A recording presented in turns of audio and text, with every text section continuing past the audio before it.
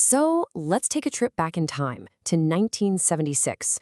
We're going to dive into a moment that absolutely rocked Washington, D.C., a rally at the Washington Monument that brought in one of the biggest crowds the city had ever seen. And we're going to explore this whole thing through the eyes and the very words of the man who put it all together, Reverend Sun Myung Moon, based on his own autobiography. To even begin to understand why a Korean religious leader would want to hold a massive rally right in the heart of America, you really have to start with his diagnosis. In his mind, the America of the mid-70s wasn't just struggling, it was deeply sick, like a patient on an operating table in desperate need of a surgeon. So what was this diagnosis exactly? Well, his autobiography paints a pretty grim picture of a country that, from where he was standing, had completely lost its way. Now, what's really fascinating here is just how wide-ranging his concerns were. Yeah, he saw the external threat of communism, sure, but he seemed just as worried, if not more so, about the decay happening inside the country. He saw a youth culture that felt disconnected from God, the explosion of drug use and what he called free sex, and these deep old wounds like racial and religious division. To him, the country was so sick it couldn't even manage to throw a proper party for its own 200th birthday. Okay, so he's diagnosed the illness. Now what? Well, Moon saw himself as the surgeon with a very specific plan for a spiritual reawakening. And his operating theater, it was going to be the very centers of American power. And this is pretty wild. He actually got invited to speak directly to members of the U.S. Congress. Not just once, but twice. He was the first foreign religious leader to ever get that kind of invitation.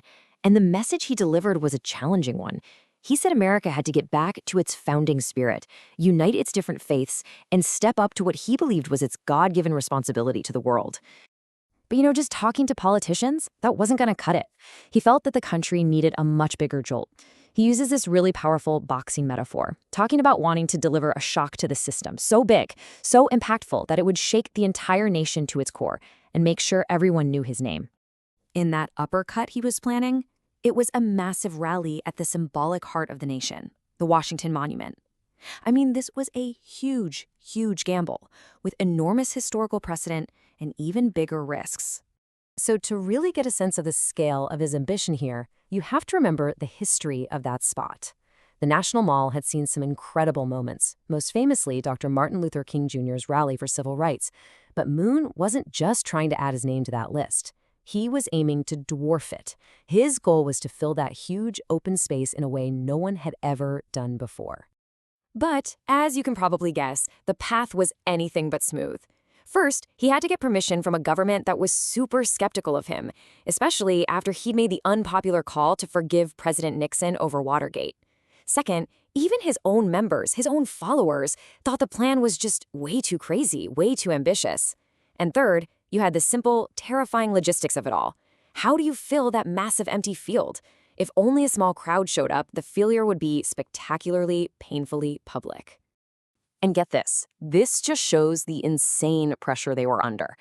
After months and months of being told no, permission was finally granted just 40 days before the event was supposed to happen. 40 days to organize what they hoped would be one of the largest rallies in American history. I mean, the clock was ticking, big time. All right, so let's jump to the day itself, September 18th, 1976. A day that Moon, in his autobiography, describes as nothing less than a miracle. So, did they pull it off? Oh, they pulled it off. Against all the odds, despite all the obstacles, they did it. His book says that 300,000 people descended on the National Mall. Just let that number sink in. It was a staggering turnout that made it one of the largest gatherings that historic site had ever seen. The gamble, as he tells it, had paid off. And who were all these people? Well, Moon describes this incredibly diverse crowd. He wrote that it looked like all the races that God sent to Earth were there. And what's really important is he points out it wasn't just his own followers. Ministers from other established churches actually brought their own congregations because they saw his message as something that went beyond any single denomination. So, standing there in front of that massive crowd, he finally delivered his message, that uppercut he'd been planning. He called for a great American awakening. He urged the nation to embrace a global role, but one guided by what he called Godism, his philosophy for a world centered on God's love, all to ultimately build a better world. And according to his account, the speech was met with just thunderous applause. But what happened after the crowds went home? Well, the rally's success threw Moon right into the national spotlight, and that prompted both praise and some really intense suspicion. And right around this same time, he made a prediction that was, well, truly startling.